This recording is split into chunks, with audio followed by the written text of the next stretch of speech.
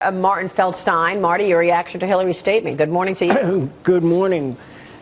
Depends on the policies you have, and her policies, I must say, frighten me. She has been drifting away from mainstream Democrat policies, let alone mainstream Republican policies. Her anti-trade policies, that's pretty scary stuff. Yeah, even though her husband, this in his second term anyway, really went to the middle, she's going the opposite way. Yes, because she's, running against an even further left candidate. Bernie Sanders. Yeah.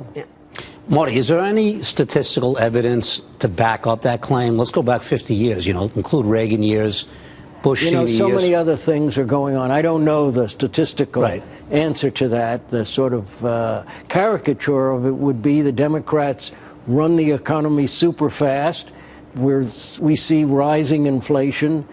Then Ronald Reagan has to come in, slow things down with the help of Paul Volcker for a while. And so, of course, the Democrats did well in the run-up to that and during the But that's what they leave. And like we're going to be leaving a massive amount of debt after what's been an economic recovery over the last 7 years. Right. But then what happens, But I don't think that dealing with that is going to slow the economy down. I think we're at full employment. That's the basic fact now. So if you look ahead, we're not going to have very strong growth because we no longer have that excess labor to absorb. So but wait a second. Don't we have evidence that, in fact, smaller government, an environment that is positive and encouraging to business, does, in fact, create jobs, does, in fact, encourage businesses to hire more people? I mean, we do have evidence of that.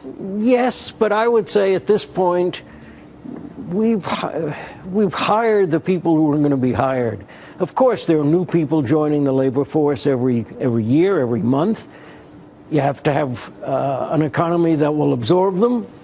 but basically, at 5.1% unemployment, there isn't a lot of.